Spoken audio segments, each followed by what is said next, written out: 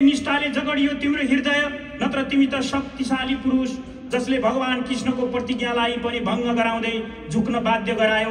त्यसैले उनी विश्व महान भनी प्रणाम गर्थे। तिमीलाई थाहा छ, अहिले पनि इतिहासले तिमीलाई प्रश्न तेर्स्याएको छ, हे भीष्म, कर्तव्यको समुद्र, धर्मको स्तम्भ भएर पनि अधर्म किन रोक्न सकेनौ? तिमीले चाहेको भए द्वन्द्व, मर्यादा अनि हस्तिनापुरको कुलको रक्षा गर्न सक्ने महात्मा तिम्रो उद्देश्य र प्रतिज्ञा नै कुलको रक्षार्थ होइन र? त्यो तिम्रो मौन, त्यो तिम्रो निरीह नजर आजसम्म घाइते प्रश्न बनेर मानवताको छातीमा धड्किरहेको छ, नारीको हृदय जलिरहेको छ। मैले यस किसिमका 100 लेखेछु र महाभारतको एउटा मैले उपन्यास पनि लेख्दैछु र मैले जुवाको बारेमा विषय कसैले नचलाएको हुनाले मैले जुवाको बारेमा धेरै बार जुवाको बारेमा पुस्तक चलाएको छु। अब म चाहिँ अलिकति कुरा भन्न मन लाग्यो मलाई। जहाँ भए पनि पुर्खौली हाम्रो देश मिठो लाग्छ, राम्रो लाग्छ, आफ्नै भाषा भेषा जहाँ भए पनि हामी नेपाली सँगै बाँचौँ, सँगै नाचौँ, साहित्यमा मिली, संस्कृतिमा मिली, यो एउटा मैले भर्खर यो सम्झेर भन्न मन लाग्यो। 1980 मा भुटान सरकारले एक राष्ट्र एक जनता भनेर जुन एउटा नारा ल्यायो, दमन गर्यो, म त्यो जसरी अघि भनिरहनु भएको थियो, म त्यो कथाहरू म चाहिँ भुटानका बारेमा म धेरै माया गर्थेँ। मेरो हजुरबा, मामा घरको 2टा हजुरबा हुनुहुन्थ्यो। मेरो अहिले भाइ यहाँ छन्, एउटा हजुरबा हराउनु भयो, जानुभयो, भुटानसम्म गइएको थाहा छ। यी भाइ मेरो ठुलियाको छोरा, भुटानसम्म मेरो हजुरबाको बा अस्ति 100 वर्ष पुगेपछि मेरो मामाहरूले किरिया बस्नुभयो। म त्यहाँ अस्ति पनि उहाँहरू आउनुहुन्छ भनेर कुर्नुभयो। 100 वर्ष पुगेपछि कोही पनि फर्किनु भएन। भएको सन्तान होला नि पक्कै, हजुरबा त्यहाँ आउनुहुन्थ्यो, ढकाल मेरो माउली थर। मलाई त्यो समयले तानिरहन्थ्यो। 2029 सालमा मेरो बाढी पीडितले मेरो घर, मेरो जग्गा मेरो लिएर गएपछि तनुबाट पुनर्वास झरेपछि मैले पुनर्वासको बारेमा पुनर्वास भन्ने उपन्यास लेखेँ। त्यो पुनर्वास जहाँ बोर्डरमा इन्डियाले खिचेर लालपुर्जा भइरहेका मान्छे जग्गा विहीन बने, त्यो भित्रको कथा हो। ती भित्रका धेरै मान्छेहरू दुःख पाइरहेका छन्। कृष्ण धरावासीले पढेको मैले उपन्यास भुटानीको बारेमा लेखेको मैले पढेँ। जहाँ इन्डियामा पहिला गाई पाले, त्यही इन्डियनहरू आएका थिएनन्। जब गाई राम्रो भयो तिनीहरूलाई लखेटियो। हरेक ठाउँमा त्यो मात्रै भएन, राजनीतिक नाउँमा 17,000 18,000 मानिसहरू मारिए। के हामी सधैँ मारिनु छ? नेपाली भएकाले हामीले दुःख पाउनु छ? त्यो मनमा सधैँ मलाई प्रश्न आइरहन्थ्यो। र मेरो हजुरबा पनि त्यहाँ गएको हुनाले मलाई भुटानप्रति मलाई माया थियो, तपाईँहरूप्रति माया थियो, तपाईँहरूप्रति सम्मान थियो। आज तपाईँहरूको चरणमा मैले 2 शब्द, म बोल्न नजान्ने मान्छे, मलाई यसरी शब्दहरू आइरहेको छ कि मैले तपाईँहरूले भनिरहँदा, नानीहरूले यहाँ गाइरहँदा मलाई मेरो आँखा डगडगाएका थिए। मैले कसैलाई देखेको थिइनँ। आज हरेक ठाउँमा जहाँ पीडित भएको छ, नेपाली पीडित भएको छ, सत्तामा बस्नेहरू, ती सत्ताधारीहरू जसको एउटाको खुट्टामा इन्डियाको खुट्टा, एउटाको खुट्टा इन्डियाको लाउँछ, एउटाको चाइनाको अरू खुट्टा लगाएर तिनीहरूले दुःख दिए, त्यो पीडा खेपे। तर नेपाली जनता, भुटानी शरणार्थीलाई त्यहाँ थुनेर राखेकोमा नेपाली जनता रोएको छ, त्यहाँको माटो रोएको छ। त्यो देश भनेको हाम्रो आमाको 10 धारा दुध बगेको।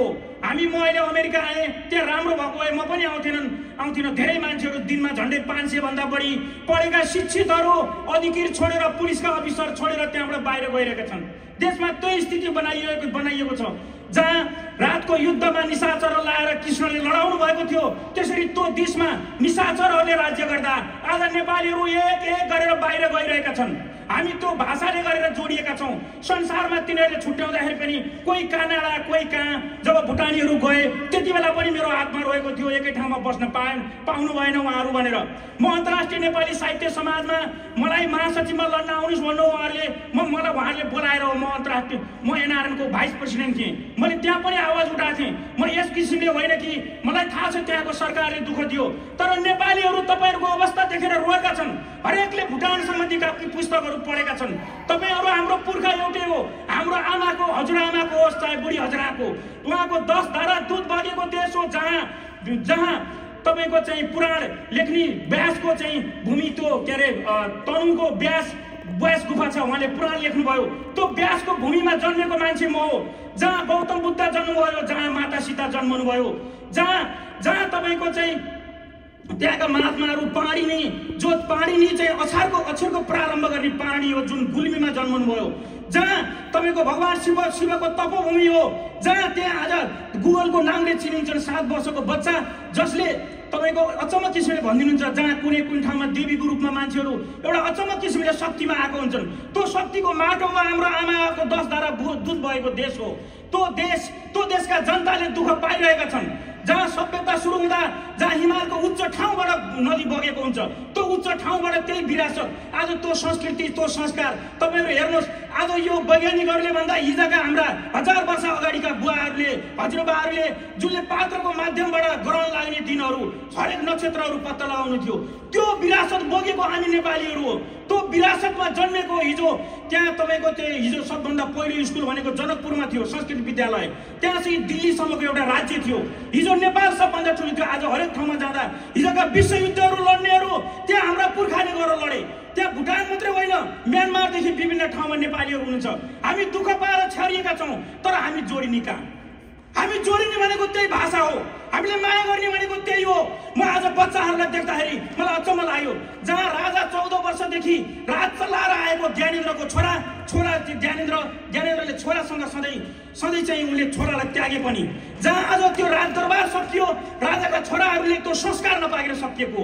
आज त्यहाँ मन्त्री र प्रधानमन्त्री भएकाहरू, भ्रष्टाचार गर्नेहरू, तपाईँहरूले दुःख दिनेहरू, तिनका छोरा गुन्डा भएका छन्। तपाईँहरूको जस्तो संस्कारी छोराछोरी तिनीहरूसँग छैनन्, बाँचेर पनि अस्तित्व छैन।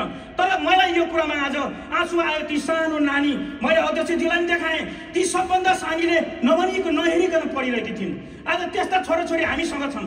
ती छोराछोरीले दिने संस्कार भनेको हाम्रो हो। संसारको सबभन्दा उच्च संस्कार हामीसँग छ। त्यो संस्कारलाई यहाँको टेक्नोलोजी दिएर भोलिको दिन हाम्रा ती बच्चाहरूले हरेक कुरामा चाहिँ टप्नु पर्छ। नोबेल पुरस्कार कसले पायो? त्यो नेपाली बोलीले पायो। फलाना ठाउँमा कसले पायो? त्यो नेपालीले पायो। त्यो दिन फर्किन्छ। उज्यालो पछि अँध्यारो आउँछ, अँध्यारो पछि उज्यालो आउँछ। हाम्रा बच्चाहरूको आउँछ। हामीले आज तपाईँ हामी भनेर विभाजन भएर होइन, हामीले अब एउटा आँखाले हेर्नुपर्छ। हिजो प्रजातन्त्र आए पनि ती नेताहरू अकर्मरीहरूले उनीहरूले 5 वर्षसम्म कृषिको लागि क्रान्ति भने भए कृषिको क्रान्ति हुन्थ्यो होला। आज एउटा खुर्सानी बारीमा चाहिँ सब बारी खाली छ, खुर्सानी इन्डियाको खान्छन्, लसुन इन्डियाको खान्छन्। त्यहाँ त्यो गरेन। शिक्षाको लागि प्रयोग हामीले चाहिँ विकास गरौँ, त्यो पनि गरिएन। त्यो आफ्नो तेस्रो नजर हेर्नुपर्छ। अब तपाईँ हामीले हेर्ने भनेको तेस्रो नजर हो। यो अध्यक्षले पनि भनेको थियो, हाम्रा बच्चाहरूलाई हाम्रो संस्कार र हाम्रो भाषामा जोगाएर राख्ने हो। ठुल्ठुला भएका मान्छेहरूले मन्त्री प्रधानमन्त्री राजाका छोराहरू आज छोराछोरीसँग रोइरहेका छन्, गुन्डा छोरा पाएका छन्। तर तपाईँ हामीसँग बच्चाहरू छन्, तिनलाई राख्नको लागि, संस्कार दिनको लागि पनि अब हामी एकै ठाउँ दिनुपर्छ। नेपाली भाषीहरू भोलि हाम्रा छोराछोरीको दिन आउनेछ, तिनका लागि फर्किनुपर्छ। अब हामीले हेर्ने नजर भनेको के हो? त्यही जेन्जी हो, त्यही बच्चाहरू हो। तिनीहरूलाई हामी फर्किनुपर्छ। तिनीहरूको बारेमा जस्तै क्यानाडाबाट आउने उहाँहरू पनि सुनिरहनु भएको छ, हाँस्नु भएको छ, मलाई थाहा छैन किन हो, तर उहाँहरू पनि त्यही फर्किनु भयो। बच्चाहरूको त्यही भाषाको लागि फर्किनु भयो। हामी फर्किनु त्यही हो, हामीले बनाउने त्यसैलाई हो। अब हामी र हाम्रा चाहिँ केही उमेर कटेका छोराछोरी र हाम्रा भाइहरू भन्दा पनि अब हामीले तेस्रो जेनेरेसनलाई हेरौँ, हामीले बच्चाहरूलाई हेरौँ। हाम्रो संस्कार र हाम्रो विरासत हामीले तिनीहरूलाई दियौँ भने अब तिनीहरूले भोलि एकचोटि टप्ने छन्। आज तिनै भगवानको, तिनैको आशीर्वाद उनीहरूलाई पर्नेछ। हामी राजनीतिका कारणले, विभिन्न कारणले दुःख पायौँ, धेरै ठाउँहरू घुमिरहेका छौँ। हामीसँग केही चिज छ, त्यो चिज उनीहरूले उत्पादन गरून् र भोलि त्यो सुन्दर भविष्य बनोस् भनेर मैले त्यही प्रार्थना गर्नको लागि त्यति टाढादेखि आएको। मलाई पोहोर पनि बोलाउनु भएको थियो। मलाई यही कुरो मैले आज हाम्रो खेमजीलाई भने मलाई जम्मा 2 मिनट म त केही कुरा भन्न मन लाग्यो। म नोबेली मान्छे तपाईँलाई यसरी आएको छ कि म चाहिँ यो धारा प्रवाह भएको कुरालाई म यहीँ रोक्न चाहन्छु, यहाँ थच मराउन चाहन्छु। हाम्रो तेस्रो नजर हाम्रा तेस्रा बालिकालाई अगाडि बढाउनु पर्छ। हामी विभाजन हुनुहुन्न। आज चाइनामा निक्लेको गीत करोडौँको हुन्छ, आज इन्डियामा निक्लेको गीत करोडौँ हुन्छ भने हामीले एउटा ठुलो प्लेटफर्ममा आएर हाम्रा छोरछोरीले गाएको गीत किन नबनाउने? किन 10 करोड नबनाउने? किन 20 करोड हामीले नबनाउने? तिनीहरूका भ्युवर्सहरू तिनीहरूलाई किन अगाडि नलाने? हामी एउटै प्लेटफर्ममा तिनलाई बढाउनको लागि बढ्नुपर्छ। तर यो परिषदलाई टुक्रिएर आउने होइन। तपाईँहरूसँग भएको शक्तिहरू सबै एक ठाउँ हुनुपर्छ। तर एउटा ठुलो शक्ति बनाउनुपर्छ कि भोलि हाम्रा नेपालीले गाएको गीत, हाम्रो भाषामा गाइएका कुराहरूलाई हामीले अगाडि बढाउन कसरी सक्छौँ त्यो गर्नुपर्छ। मोतीराम भएर जन्मिनुपर्छ यहाँभित्र। भानुभक्तको लुकेर बसेको त्यो पेपरलाई चाहिँ मोतीरामले अगाडि ल्याउनु भयो। अब यी संस्थाहरूले त्यो काम गर्नुपर्छ। अब एउटा दृष्टि हेर्नुपर्छ। तपाईँ हाम्रो दृष्टि छोडो, हामी केही पनि हुँदैनौँ। हामी जे छौँ छँदैछौँ। एक छाक हामी खान पाउँछौँ। सङ्घर्ष गरेर यहाँसम्म आएका छौँ। यहाँलाई नि यो ठाउँमा उभिनलाई हामीलाई 10औं 20औं वर्ष लाग्यो। हामीले धेरै हाम्रा दुःखका कथाहरू छन्, तर हामीलाई छोराछोरीलाई बाहिर जान दिनुहुन्न र त्यो गर्नुपर्छ। त्यो बिन्ती, त्यो बिसाउनको लागि म तपाईँहरूसँग बोलेँ, अलि चर्कोसँग बोलेँ, के बोलेँ मलाई थाहा भएन। मैले गल्ती भयो भने आवानम नजानामी समर्पणम पूजाम चैव नजानामी क्षमस्य परमेश्वरी। तपाईँहरू नै मेरो दाजुभाइ हुनुहुन्छ, मेरो भगवान ईश्वर हुनुहुन्छ। म पनि त्यस्तो धेरै उहाँहरूले भने जस्तो सन्तान भएर होइन। मेरो बुवा एउटै हुनुहुन्थ्यो, हजुरबाबाट 4वटा सन्तान थिए। त्यसैले बुवालाई अंश दिएन, थोरै दिएको बगायो, पुनर्वासमा गयो। पुनर्वासको जङ्गलमा म त्यहाँ पुग्दाखेरि स्कुल थिएन, बुवाहरूले पछि खोल्नुभयो। म त्यस्तै पिछडिएर तपाईँहरू जस्तै भएर आएको। तपाईँहरू भुटानमा हुनुहुन्थ्यो, म त्यहाँ थिएँ। मेरो हजुरबा कहाँ पुग्नुभयो मलाई थाहा छैन। त्यसरी मनी विभाजन भएको। सबै जनताको एउटै अवस्था छ, जनतालाई होइन त्यहाँको नेताहरूलाई भन्नुहोस् माटोलाई पूजा गरौँ। र त्यहाँको जनताले सधैँ तपाईँहरूप्रति देखेर रोइरहेको छ। यति दुई समाचार भन्न आएँ। मैले समय बढी लिएँ भने मलाई माफ गर्नुहोस्। नमस्कार, धन्यवाद।